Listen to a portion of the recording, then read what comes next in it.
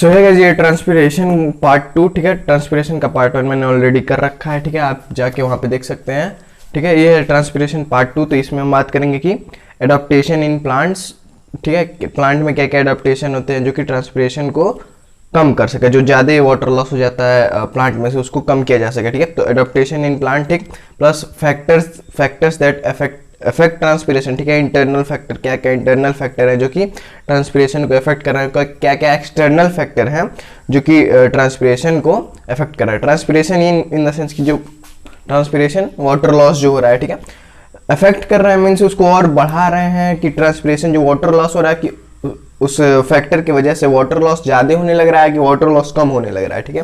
यही हमको जानना है, ठीक है।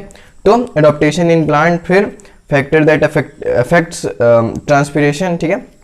उसके बाद थर्ड हम देखेंगे कि सिग्निफिकेंस, क्या क्या ट्रांसपिरेशन होने से क्या क्या फायदे हैं प्लांट को, ठीक है, क्या क्या फायदे हैं ट्रांसपिरेशन ऑकर होने से, ठीक है। फिर देखेंगे आखिरी में गैलॉन्स पोटोमीटर, ठीक है। पोटोमीटर जो हमारा होता है ट्रांसपिरेशन रेट पता करने के लिए, उसके बारे में हम पढ़ेंगे, ठीक है।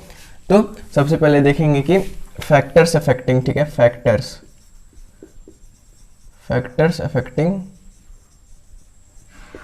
Affecting transpiration,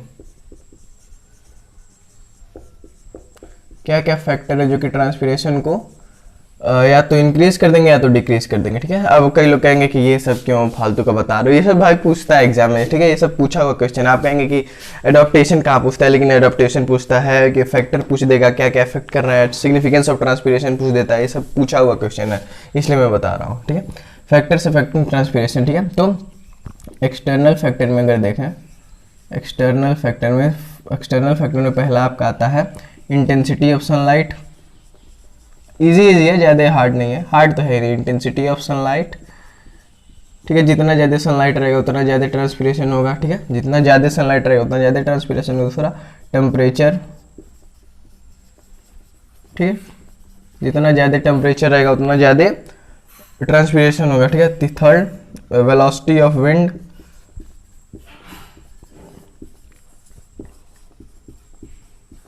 velocity of wind क्या होगा कि, अच्छा यहाँ पे मैं लिखता भी चल रहा हूँ, ठीक है। इंटेंसिटी ऑफ सनलाइट क्या होगा, अगर इंटेंसिटी ऑफ सनलाइट ज़्यादा होता है तो ट्रांसपिरेशन भी ज़्यादा होगा, ठीक है। अच्छा, फिर टेम्परेचर, अगर टेम्परेचर इंक्रीज होगा तो ट्रांसपिरेशन भी इंक्रीज होगा, ठीक है। वेलोसिटी ऑफ विंड अगर इंक्रीज होगा तो ट्रांसपिरेशन भी इंक्रीज होगा, ठीक है। अच्छा, अब वेलोसिटी ऑफ विंड का क्या केस मान लेते हैं, कोई पत्ता है, लीफ है, ठीक है, मान लेते हैं लीफ है, ठीक है, लीफ है। अब मान लेते हैं लीफ है, इस पे ट्रांसपिरेशन हुआ, यानी ट्रांसपिरेशन ऑकर हुआ, यानी लीफ पे क्या होगा, वाटर ड्रॉपलेट्स होंगे, वाटर ड्रॉपलेट्स, छोटे छोटे वाटर ड्रॉपलेट्स होंगे। क्यों होंगे, क्योंकि ट्रांसपिरेशन हुआ, स्टोमेटा था, पत्ते पे स्टोमेटा था, स्टोमेटा रास्ते वाटर लॉस हुआ, ठीक है। तीन टाइप के ट्रांसपिरेशन मैंने पिछले वीडियो में बताया, stomatal transpiration, lenticular transpiration, cuticular transpiration, ठीक है। तो अब स्टोमेटा से जो ट्रांसपिरेशन हुआ है, तो जब स्टोमेटा से ट्रांसपिरेशन हुआ है तो वाटर कहाँ आएगा, लीफ पे आएगा। तो अब लीफ पे पूरा वाटर फैला हुआ है, ठीक है। अब लीफ पे जब वाटर फैला हुआ है तो जो आपका स्टोमेटा था, ये आपका जो स्टोमेटा था, स्टोमेटा से वाटर, लीफ पे पूरा वाटर फैला हुआ है, यानी स्टोमेटा के ऊपर भी वाटर होगा। लीफ पे वाटर फैला हुआ है यानी स्टोमेटा के ऊपर भी वाटर होगा, यानी स्टोमेटा जाम हो गया, वो अब खुला नहीं है। तो अब खुला नहीं है तो और वाटर लॉस हो नहीं पाएगा। अब वेलोसिटी ऑफ विंड का क्या केस है, अब हवा चलेगा तो सारा पानी क्या करेगा, रिमूव कर देगा, लीफ आपका वापस ऐसे हो जाएगा, ठीक है। जितना वाटर था हट गया, स्टोमेटा जो आपका जाम था वो क्या हो गया, फ्री हो गया तो और वाटर लॉस करेगा, ठीक है। मतलब मैं कहना ये चाह रहा हूँ, जो पत्ते पे पानी था जिसकी वजह से और ट्रांसपिरेशन नहीं हो रहा था, विंड क्या करेगा, सारा पानी हटा देगा, तो अब स्टोमेटा फ्री हो गया और वाटर लॉस होगा, ठीक है। तो इसीलिए वेलोसिटी ऑफ विंड इंक्रीज होगा तो ट्रांसपिरेशन भी इंक्रीज होगा, ठीक है। फोर्थ आपका आता है कार्बन डाइऑक्साइड, ठीक है। अब इसका केस थोड़ा सा अलग। कार्बन डाइऑक्साइड क्या होगा कि अगर एटमॉस्फेयर में, कहाँ पे, एटमॉस्फेयर में क्या होगा, एटमॉस्फेयर में कार्बन डाइऑक्साइड इंक्रीज होगा तो रेट ऑफ ट्रांसपिरेशन डिक्रीज होगा, ठीक है। अब कार्बन डाइऑक्साइड एटमॉस्फेयर में जब इंक्रीज होता है, कार्बन डाइऑक्साइड एटमॉस्फेयर में जब इंक्रीज होगा तो क्या होगा, स्टोमेटा आपका क्लोज होने लगेगा, ठीक है। ये आप कैसे होता है ये सब अभी हम लोग को नहीं पढ़ना है, बस इतना समझिए। कार्बन डाइऑक्साइड जब एटमॉस्फेयर में, जब प्लांट में नहीं, जब एटमॉस्फेयर में कार्बन डाइऑक्साइड का कंसंट्रेशन एटमॉस्फेयर में जब इंक्रीज होता है तो ट्रांसपिरेशन डिक्रीज होता है, ठीक है।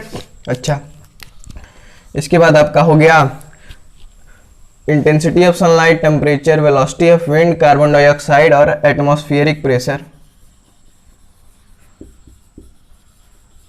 एटमॉस्फेरिक प्रेशर,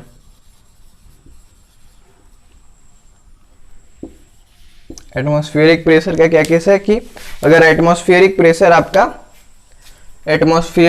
आपका क्या होगा, एटमॉस्फेरिक प्रेशर अगर डिक्रीज होगा, एटमॉस्फेरिक प्रेशर यानी प्रेशर प्लांट पे, एटमॉस्फेयर कुछ प्लांट पे प्रेशर लगा रहा है, तो अब प्लांट पे जब प्रेशर लगा रहा है तो वाटर लॉस नहीं हो पा रहा है, वही प्रेशर अगर कम हो जाएगा, प्रेशर डिक्रीज हो जाएगा तो ट्रांसपिरेशन इंक्रीज हो जाएगा। सब रटने वाली चीज थोड़ी है। इंटेंसिटी ऑफ सनलाइट इंक्रीज होगा तो ट्रांसपिरेशन, अब ज्यादा सूर्य का लाइट आएगा तो ज्यादा पसीना होगा, वैसे ही ज्यादा ट्रांसपिरेशन होगा, जितना ज्यादा टेम्परेचर रहेगा उतना ज्यादा वाटर लॉस होगा, वेलोसिटी ऑफ विंड जितना तेज रहेगा उतना ज्यादा ट्रांसपिरेशन होगा, कार्बन डाइऑक्साइड जितना ज्यादा रहेगा उतना कम ट्रांसपिरेशन होगा, एटमॉस्फेरिक प्रेशर जितना कम रहेगा उतना ज्यादा ट्रांसपिरेशन होगा, ठीक है।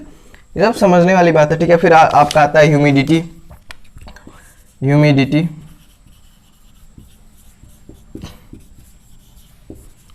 क्या होगा, ह्यूमिडिटी इंक्रीज होगा तो ट्रांसपिरेशन डिक्रीज होगा, बस यही ये छह एक्सटर्नल फैक्टर्स है, ये छह एक्सटर्नल फैक्टर है जो कि ट्रांसपिरेशन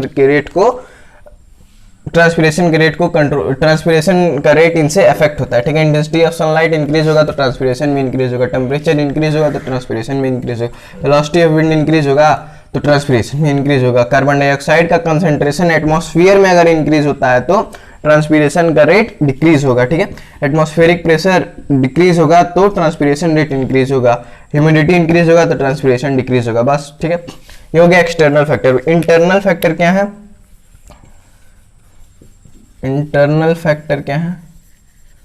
इंटरनल फैक्टर एक ही है, वाटर कंटेंट इन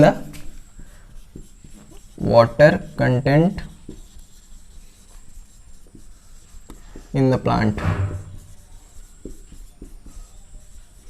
ठीक है। जितना ज्यादा water content in the plant, जितना ज्यादा प्लांट में वाटर रहेगा उतना ज्यादा ट्रांसपिरेशन होगा, ठीक है। Water content in the plant, जितना ज्यादा प्लांट में वाटर रहेगा उतना ज्यादा लॉस भी होगा, जितना ज्यादा, भाई बाल्टी है, बाल्टी में छेद कर दो, ठीक है। आपका कोई बाल्टी है, ठीक है, मान लेते हैं आपका बाल्टी है, ठीक है, यहाँ पे होल कर दो, ठीक है। अब जितना पानी इसमें डालोगे उतना ही न गिरेगा, ठीक है। तो जितना वाटर प्लांट में है उतना लॉस होगा, ठीक है। तो जितना ज्यादा रहेगा उतना ज्यादा लॉस होगा, जितना ज्यादा पानी डालोगे उतना ज्यादा पानी गिरेगा, ठीक है। तो जितना पानी वाटर प्लांट में रहेगा उतना ज्यादा लॉस होगा, ठीक है। तो ये हो गया आपका factors affecting transpiration. External factor में 6 है, इंटरनल फैक्टर में बस 1 है आपका, ठीक है।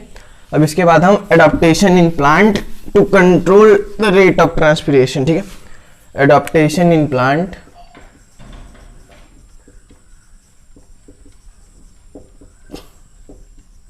एडाप्टेशन इन प्लांट्स, ठीक है। प्लांट में क्या क्या एडाप्टेशन होता है to control the rate of transpiration, ताकि रेट ऑफ ट्रांसपिरेशन कम हो जाए, ठीक है। तो प्लांट क्या क्या चीज करेगा, ठीक है।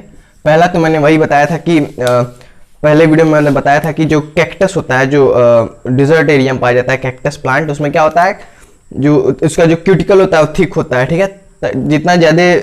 जितना मोटा क्यूटिकल रहेगा उतना कम वाटर लॉस होगा, जितना पतला क्यूटिकल रहेगा उतना ज्यादा वाटर लॉस होगा, ठीक है। तो पहला आपके to control the rate of transpiration, adaptation in plant to control the rate of transpiration. पहला क्या हो गया आपका, थिक क्यूटिकल, पहला आपका यही हो गया, ठीक है, थिक क्यूटिकल। दूसरा क्या हो गया, सेकंड स्टोमेटा,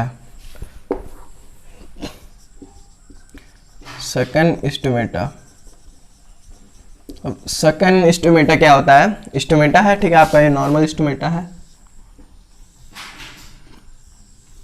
ठीक है, आपका स्टोमेटा, ठीक है। फिगर थोड़ा अच्छा नहीं बना है। सेकंड स्टोमेटा क्या होता है कि स्टोमेटा के ऊपर हेयरी स्ट्रक्चर आ जाते हैं, हेयर जैसे आपका मान लेते हैं स्टोमेटा है, ठीक है, आपका ये स्टोमेटा है मान लेते हैं, ठीक है।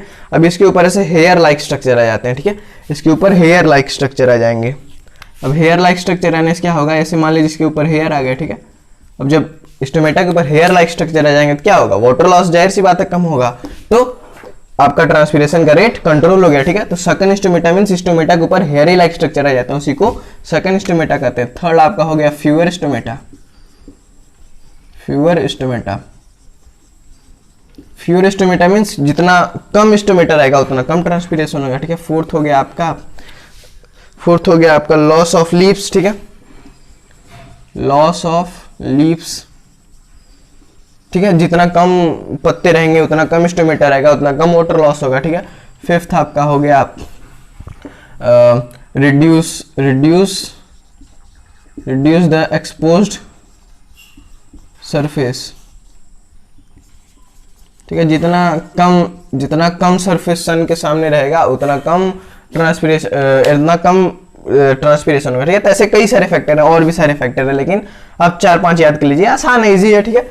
जितना मोटा क्यूटिकल रहेगा उतना कम वाटर लॉस होगा। सेकंड स्टोमेटा मैंने बताया दिया। फ्यूअर स्टोमेटा, जितना कम स्टोमेटा रहेगा उतना कम वाटर लॉस होगा। लॉस ऑफ लीव्स, और जो पत्ते रहेंगे, कैक्टस में क्या होता है, पत्ते नहीं होते, कांटे होते हैं, ठीक है। तो अब उसमें क्यूटिकल भी देखिए कैक्टस जो होता है उसमें क्या होगा, थिक क्यूटिकल होता है। स्टोमेटा पता नहीं होता है कि नहीं, स्टोमेटा होता है, थोड़ा बहुत वाटर लॉस, तो वाटर लॉस उसमें भी होता है, लेकिन उसमें क्या होता है कि थिक क्यूटिकल होने की वजह से उसका जो क्यूटिकल मोटा है वो, अब जो क्यूटिकल मोटा है तो जो क्यूटिकुलर ट्रांसपीरेशन से होना था, जो क्यूटिकुलर ट्रांसपीरेशन से वाटर लॉस होना था वो तो कंट्रोल हो गया, ठीक है। अच्छा, अब सेकंड स्टोमेटा होता है उसमें, ठीक है, जो स्टोमेटा है उसके ऊपर हेयरी लाइक स्ट्रक्चर जाएगा। और फ्यूअर स्टोमेटा, उसमें लीव्स होते ही नहीं है, कांटे होते हैं, ठीक है। रिड्यूस द एक्सपोज्ड सरफेस, कैसा पतला सा होता है, कांटा बस निकला रहेगा, ठीक है। तो ये सारा उसके अंदर क्वालिटी है, ठीक है। तो अब इतना सारा है तो इसलिए वो डेजर्ट एरिया में पाया जाता है। डेजर्ट एरिया में क्या है, प्लांट को अपने अंदर का पानी स्टोर करके रखना है, तो अपने आप को वो इन सब चीजों से अडॉप्ट कर लेता है उस एनवायरनमेंट में रहने के लिए, ठीक है। तो ठीक है, आपका फैक्टर हो गया एडॉप्टेशन इन प्लांट का। सिग्निफिकेंट देखना है,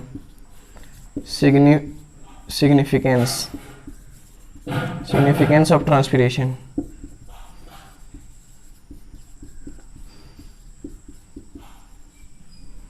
ठीक है, सिग्निफिकेंस ऑफ ट्रांसपीरेशन में फर्स्ट आपका है cooling effect.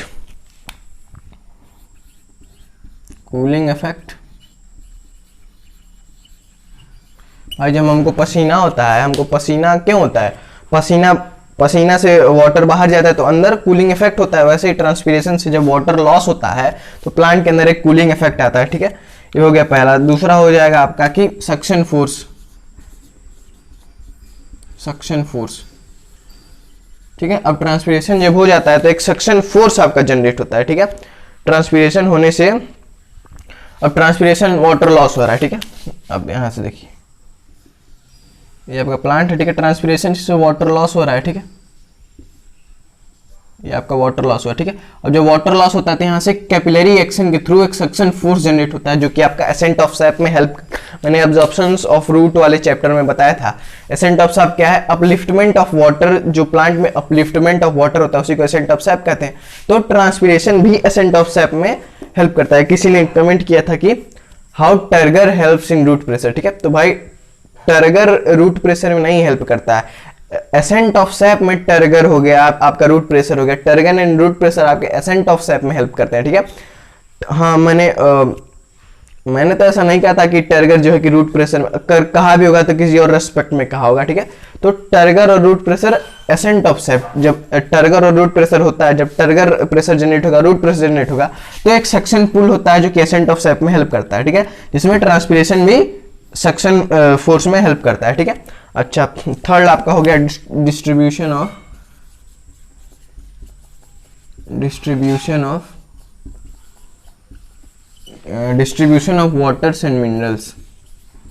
Water and minerals, ठीक है। ठीक है, तो ये तीन आपके सिग्निफिकेंस हो गए। सिग्निफिकेंस मीन रिजल्ट क्या है, ट्रांसपीरेशन होने से क्या क्या प्लांट में होता है, क्या क्या चेंजेस आते हैं, ठीक है। पहला कूलिंग इफेक्ट आएगा, ठीक है। फिर सक्शन फोर्स जनरेट होता है, फिर distribution of water and mineral में भी आपका ट्रांसपीरेशन हेल्प करता है, ठीक है। तो ये हो गया आपका फैक्टर्स हो गए, एडॉप्टेशन हो गया, सिग्निफिकेंस हो गया, ठीक है। factors affecting the rate of transpiration, adaptation in plant to reduce transpiration, adaptation in plant to reduce transpiration,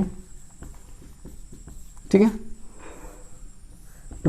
adaptation in plant to reduce transpiration and significance of transpiration, ये तीन हो गया। अब लास्ट हमको बात करना है गैनॉन्स पोटोमीटर, ठीक है। गैनॉन्स पोटो, हाँ ये अभी मैं आपको दो क्वेश्चन बता दूं, दिमाग से उतर रहा था, ठीक है। जो 2 क्वेश्चन मैं आपको बता दूं, एक क्या होता है कि आपको कहेगा कि लीफ है, ठीक है। पहले तो आप समझिए डॉर्सल क्या होता है, वेंट्रल क्या होता है, ठीक है। डॉर्सल एंड वेंट्रल, ठीक है। डॉर्सल क्या होता है, वेंट्रल क्या होता है। डॉर्सल अरोटा, ठीक है। मैंने सर्कुलेटरी सिस्टम वाले चैप्टर में डॉर्सल अरोटा, डॉर्सल यानी पीछे, ठीक है। डॉर्सल यानी पीछे, वेंट्रल मीन्स आगे का, ठीक है, ठीक है। डॉर्सल को ये आपको कहेगा कि ये डस्टर का डॉर्सल पार्ट है, यानी पीछे का पार्ट है। डॉर्सल यानी पीछे का पार्ट, ठीक है। अगर आप कोई आदमी खड़ा, ठीक है, अब कहेगा इसका डॉर्सल पार्ट क्या है, तो पीठ का जो हमारा हिस्सा है डॉर्सल पार्ट है, और आगे का फ्रंट का वेंट्रल पार्ट है। ऐसे ही लीफ में, पत्ते में, लीफ में जो ऊपर का पार्ट होगा वो क्या होगा, डॉर्सल होगा, ठीक है। सॉरी, ऊपर का पार्ट जो होगा वेंट्रल होगा, ठीक है। हाँ ठीक है, ऊपर का पार्ट जो है वेंट्रल होगा, पीछे का डॉर्सल होगा, ठीक है। ये पीछे का डॉर्सल, आगे का वेंट्रल, ठीक है। तो आगे का वेंट्रल और पीछे का डॉर्सल, ठीक है। ये समझिए। अब आपको क्वेश्चन क्या आता है मैं बता दूं। आपको क्वेश्चन आएगा कि लीफ है, आपका लीफ है, ठीक है। अब कभी कभी क्वेश्चन आता है कि लीफ है, अब देखा गया कि लीफ के अपर सरफेस पे, यानी लीफ के वेंट्रल पार्ट पे कम वाटर ड्रॉपलेट्स हैं, ठीक है। ध्यान से सुनिए, लीफ के वेंट्रल पार्ट पे क्या है, वेंट्रल पार्ट पे क्या है, वेंट्रल पार्ट पे क्या है, कम है। वेंट्रल पार्ट पे कम वाटर ड्रॉपलेट्स, यानी कहना ये चाह रहा है कि वेंट्रल पार्ट पे कम ट्रांसपिरेशन हुआ है। अभी मैंने बताया ना कि लीफ के ऊपर जब ट्रांसपिरेशन होगा तो इसके ऊपर वाटर ड्रॉपलेट्स आ जाएंगे। तो वही कह रहा है कि वेंट्रल पार्ट जो है, यानी आगे का जो पार्ट है, उसके ऊपर कम वाटर ड्रॉपलेट्स आए हैं, कम वाटर ट्रांसपिरेट हुआ, और जो ventral part, sorry dorsal part है, उस पे ज्यादा हुआ है, ठीक है, ठीक है। वेंट्रल पार्ट पे कम हुआ है, डॉर्सल पार्ट पे ज्यादा हुआ है। इसका रीजन पूछता है कि ऐसा क्यों होता है, ठीक है। यानी ये आपका लीफ है, ठीक है। लीफ के ऊपर वाले सरफेस पे कम वाटर ड्रॉपलेट से कम ट्रांसपिरेशन हुआ है, ठीक है। लीफ के नीचे वाले सरफेस पे ज्यादा हुआ है, ठीक है। डॉर्सल पार्ट में ज्यादा हुआ है। अब इसका रीजन ये है कि ऐसा क्यों होता है, क्योंकि अपर वेंट्रल पार्ट में, अपर पार्ट में कम हुआ है, तो यानी अपर पार्ट में कम हुआ है। इसका ये रीजन है कि अपर पार्ट में स्टोमेटा जो थे आपके कम थे, और नीचे पार्ट में स्टोमेटा ज्यादा थे, ठीक है। तो अपर पार्ट में कम स्टोमेटा थे, तो कम वाटर ड्रॉपलेट्स वहां से रिलीज हुए, कम ट्रांसपिरेशन हुआ है, ठीक है। और वेंट्रल पार्ट में ज्यादा स्टोमेटा थे, तो ज्यादा वाटर लॉस हुआ है, ठीक है। ये आपका रीजन हो गया। ये क्वेश्चन आपको पूछ देता है, ठीक है। फिर आपको क्या पूछता है कि कोई प्लांट है, ठीक है, कोई प्लांट है, उसको वाटर दिया जा रहा है, ठीक है। प्लांट को पानी वगैरह समय समय पे दिया जा रहा है, लेकिन वो प्लांट दिन में मुरझा जाता है। दिन में उसको पानी दिया जाता है, लेकिन दिन में मुरझा जाता है, और फिर रात में रिकवर हो जाता है, ठीक है। ऐसा क्यों, ठीक है। ये आपका प्लांट है मान लेते हैं, ठीक है। ये आपका प्लांट है, ये आपका प्लांट है। अब इसको खूब पानी वगैरह दिया जा रहा है टाइम पे, ठीक है। लेकिन डे टाइम में क्या हो रहा है, डे टाइम में मुरझा जा रहा है, और नाइट में रिकवर हो जा रहा है, ठीक है। ऐसा क्यों, ऐसा इसलिए होता है कि, या फिर ऐसा कहेगा कि आप पानी दे रहे हैं लेकिन मुरझा जा रहा है, ठीक है। रात में रिकवर वाला केस भी होता है, बस कहेगा कि दिन में आप पानी दे रहे हैं, उसके बाद भी मुरझा जाए। ऐसा इसलिए होता है क्योंकि इस केस में क्या होता है, आप पानी दे रहे हैं, पानी उसको तो दे रहे हैं, लेकिन वो ट्रांसपिरेट हो जा रहा है सारा। तो रेट ऑफ ट्रांसपिरेशन जो है, rate of transpiration and absorption, ठीक है। हमने इसको पानी दिया तो पानी एब्जॉर्ब करेगा, ठीक है। और पानी क्योंकि डे टाइम में तो ट्रांसपिरेशन भी हो रहा है, तो अब इस प्लांट के केस में जो कि पानी देने के बाद भी मुरझा जाता है, फिर रात में रिकवर हो जाता है, तो उसमें क्या है, rate of transpiration is greater than the rate of absorption, ठीक है। पानी कम एब्जॉर्ब हो रहा है, लूज ज्यादा हो रहा है, इसलिए पत्ता मुरझा जाता है, ठीक है। ऐसा भी होता है कि rate of transpiration is greater than the rate of absorption of water, ठीक है। ये रीजन है इसका। पानी दिए हैं, पानी हम उसको दिए हैं, लेकिन जितने तेजी से एब्जॉर्ब कर रहा है उससे ज्यादा तेजी से लूज कर दे रहा है, तो ऑब्वियस सी बात है कि मुरझा जाएगा, ठीक है। तो ये क्वेश्चन नंबर ये प्लांट लीफ पूछ देता है कि आगे कम है, इसके रीजन की आगे नंबर ऑफ स्टोमेटा कम है, डोर्सल पार्ट में नंबर ऑफ स्टोमेटा ज्यादा है, ठीक है।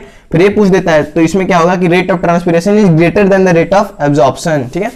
अच्छा, तो ये 2 क्वेश्चन मैंने आपको बता दिया। अब इसके बाद हम डिस्कस करते हैं गैनॉन स्पोटोमीटर पे, ठीक है।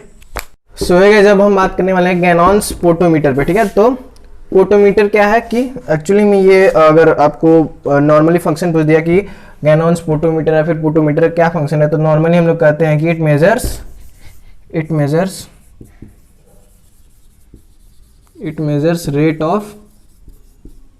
रेट ऑफ ट्रांसपीरेशन, ठीक है। तो कहने के लिए तो हम लोग ये कहते हैं it measures rate of transpiration, ठीक है। अब बस गैनॉन स्पोटोमीटर नहीं होता है, पोटोमीटर कई तरह का होता है, फार्मर स्पोटोमीटर, डार्विन स्पोटोमीटर, लेकिन हम लोग को बस गैनॉन्स पढ़ना है, ठीक है। यही हम लोग सिलेबस में, ठीक है। अच्छा, इसका फंक्शन क्या हो गया, it measures the rate of transpiration. अगर आपको कहीं पूछेगा कि पोटोमीटर का फंक्शन क्या है तो नॉर्मली हम लोग कहते हैं कि it measures rate of temperature, लेकिन ऐसा नहीं है, ठीक है। हाँ, कहने के लिए आप कह सकते हैं कि it measures rate of transpiration, लेकिन एक्चुअली में कुछ और मेजर करता है। मेजर क्या करता है, ठीक है, मेजर क्या करता है, इट मेजर्स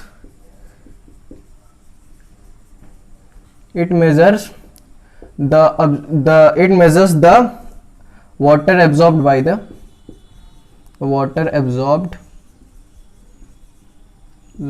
the plant। अब it measures the water absorb, अब जो प्लांट है वो जो वाटर एब्जॉर्ब करेगा उसको ये मेजर करता है, कौन, पोटोमीटर, गैनॉन स्पोटोमीटर, ठीक है। तो लेकिन अब जब ये वाटर एब्जॉर्ब करने के रेट को बताता है, ठीक है, it measures the rate of water absorb by the plant, ठीक है।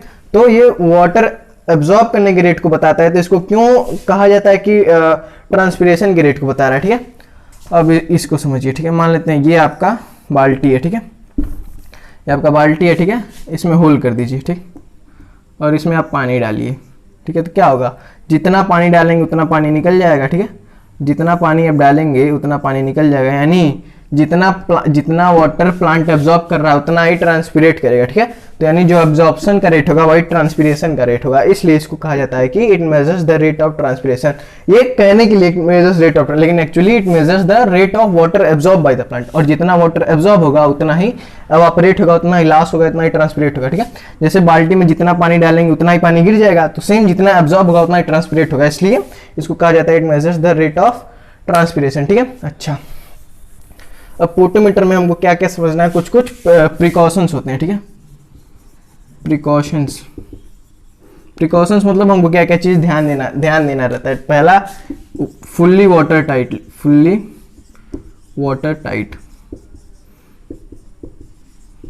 मतलब पूरा वाटर से पैक होना चाहिए, ठीक है। ब्लू जो शेड दिख रहा होगा आपको, ये क्या है, वाटर है, ठीक है। दूसरा क्या प्रिकॉशन देना है आपको, पहला तो वाटर फुल्ली पैक्ड होना चाहिए। दूसरा होना चाहिए कि दूसरा ये होना चाहिए कि आप ये जो प्लांट है, ठीक है, ये जो प्लांट है, ठीक है, ये प्लांट का स्टेम है, ठीक है, आप देख रहे होंगे, ठीक है। और ये जो प्लांट का स्टेम है, इसको जैसे ये आपका प्लांट है, ठीक है, ये प्लांट के नीचे वाला पार्ट है, तो इसको हमको वर्टिकली हल्का सा क्रॉस में नीचे वाले पार्ट को काटना है, ठीक है। ये हल्का सा क्रॉस में नीचे वाले पार्ट को काटना, ताकि ये सरफेस एरिया बढ़ जाए, ठीक है। सरफेस एरिया क्या हो जाए, ताकि सरफेस एरिया इंक्रीज हो जाए, ठीक है। तो ये सब नीचे वाले पार्ट को क्रॉस में काटना रहता है, ताकि सरफेस एरिया बढ़ जाए तो ज्यादा वाटर एब्जॉर्ब हो, ठीक है, ताकि हमको अच्छे से रेट पता चल सके एब्जॉर्प्शन का, ठीक है। एब्जॉर्प्शन पता चलेगा तो रेट ऑफ ट्रांसपीरेशन सेम होगा, ठीक है। अच्छा, तो ये अब सरफेस एरिया, अब इसको जो काटना है ये हमको अंडर वाटर ले जाकर काटना है। क्या करना है, अंडर वाटर, यानी पहले प्लांट को इसके अंदर ले जाएंगे वाटर के, अब इसको अंदर ले जाकर हमको क्रॉस में काटना है। क्यों, क्योंकि अगर हम मान लेते हैं एटमॉस्फेयर में उसको काट दिए तो जो जाइलम वेसल है, इसमें जो जाइलम वेसल है, जो जाइलम, इसके अंदर एयर घुस जाएगा, ठीक है। जो जाइलम आपका था, ठीक है, अब मान लेते हैं एटमॉस्फेयर में लाकर उसको क्रॉस काट देते हैं, तो जो जाइलम वेसल था आपका, इसके अंदर एयर भर जाएगा, ठीक है।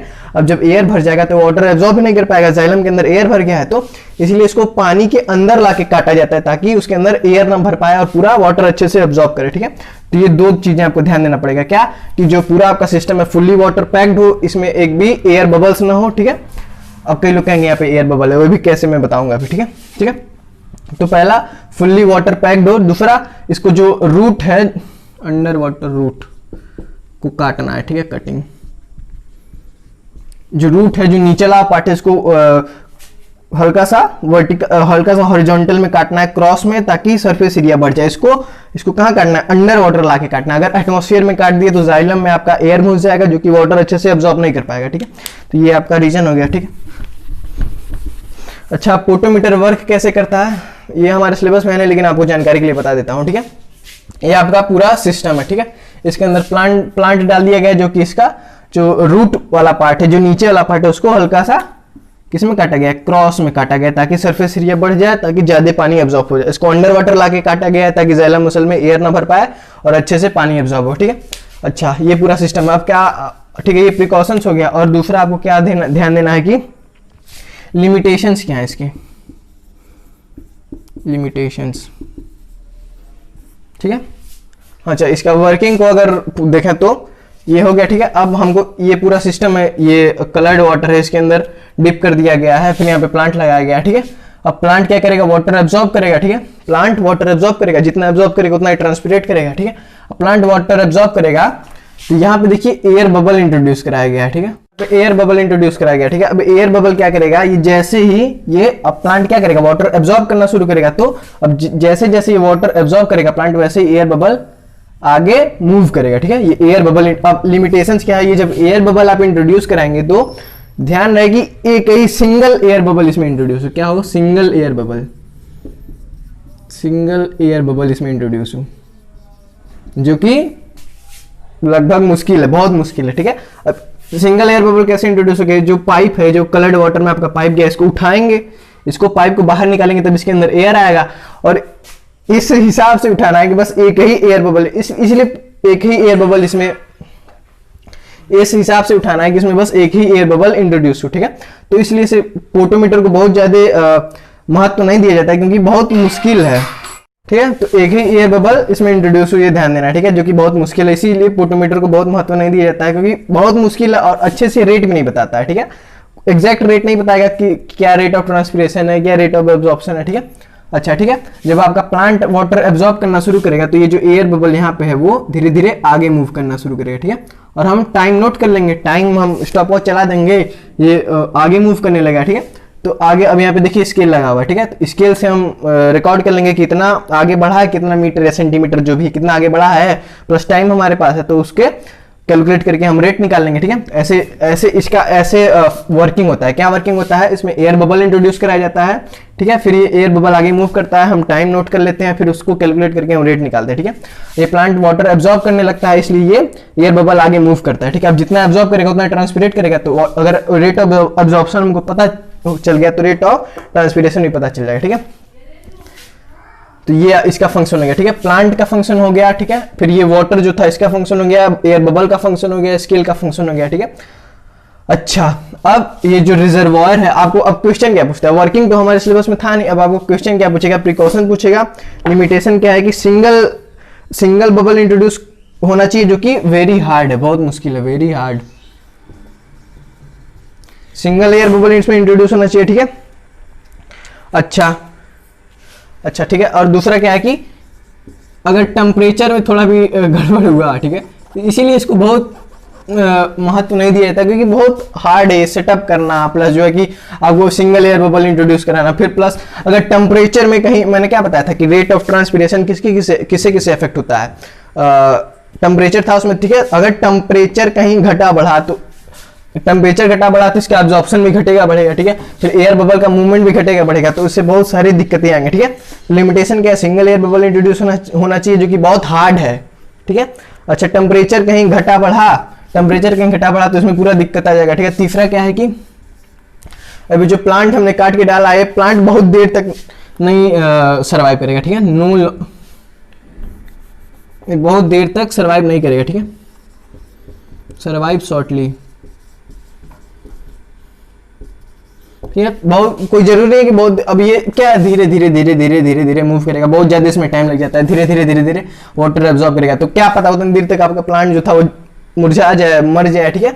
तो ये इसका लिमिटेशन से ये प्रिकॉशन है, ठीक है। अब रिजर्वायर का फंक्शन पूछता है, ठीक है। रिजर्वायर का फंक्शन मैं आपको समझा देता हूँ क्या है कि अब ये जो एयर बबल आगे मूव किया है, ठीक है, एयर बबल आगे मूव किया, ठीक है, एयर बबल आगे मूव कर दिया। अब मान लीजिए कि कुछ गलत हमने कर दिया, अब इसको एयर बबल को वापस पीछे लाना है, फिर से हम चाहेंगे कि अब फिर से स्टार्ट करें, ठीक है। तो अब रिजर्वायर जो है इसको ये स्टॉप कॉक लगा है, ठीक है, इसको खोल दिया जाएगा तो वाटर जो था, जो मान लेते हैं एयर बबल आपका यहाँ पे आ गया था, अब जिसमें पानी डालेंगे तो एयर बबल आपका पीछे मूव करके वापस स्टार्टिंग पोजीशन पे आ जाएगा, ठीक है।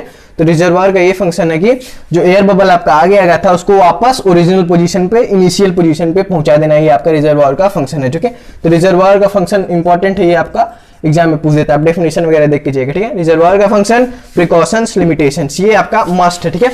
और आपको अगर पूछेगा कि पोटोमीटर काम क्या करता है तो it measures the rate of transpiration, ये लिखेगा, इस साथ में भी लिखेगा कि it measures the rate of water absorbed by the plant and the water absorbed by the plant is equal to the rate of transpiration in the plant, ठीक है। तो ऐसे समझा दीजिएगा, ठीक है। अच्छा, तो ये हो गया आपका पोटोमीटर, क्या आपका इंपॉर्टेंट है, रिजर्वायर इंपॉर्टेंट है, प्रिकॉशन इंपॉर्टेंट है, लिमिटेशन इंपॉर्टेंट है, और काम क्या करता है, ठीक है, ये दोनों काम, ठीक है। तो ये आपका गैनॉन्स पोटोमीटर, ठीक है, हमारा क्या हो गया, एडाप्टेशन इन प्लांट हो गया, फैक्टर अफेक्टिंग हो गया, ठीक है, फिर सिग्निफिकेंस ऑफ ट्रांसपिरेशन हो गया, फिर गैनॉन्स पोटोमीटर हो गया, ठीक है। तो मुझे लगता है कि बस एक्सपेरिमेंट्स, ट्रांसपिरेशन चैप्टर बस एक्सपेरिमेंट्स बच्चे हैं, वो लास्ट क्वेश्चन होगा, एक्सपेरिमेंट्स के बाद बोर्ड्स क्वेश्चन हम लोग करेंगे, ठीक है। सो आज की वीडियो के लिए बस इतना ही। हाँ, किसी बच्चे ने कमेंट किया था कि पार्ट 2 कब आ रहा है, ठीक है, तो जिसने भी कमेंट किया था उसके लिए धन्यवाद। और हाँ, आप लोग को भी कोई दिक्कत हो, कोई पार्ट, कोई चैप्टर जल्दी चाहिए, ठीक है, तो उसके लिए कमेंट करिए, ठीक है। सो तब तक के लिए धन्यवाद।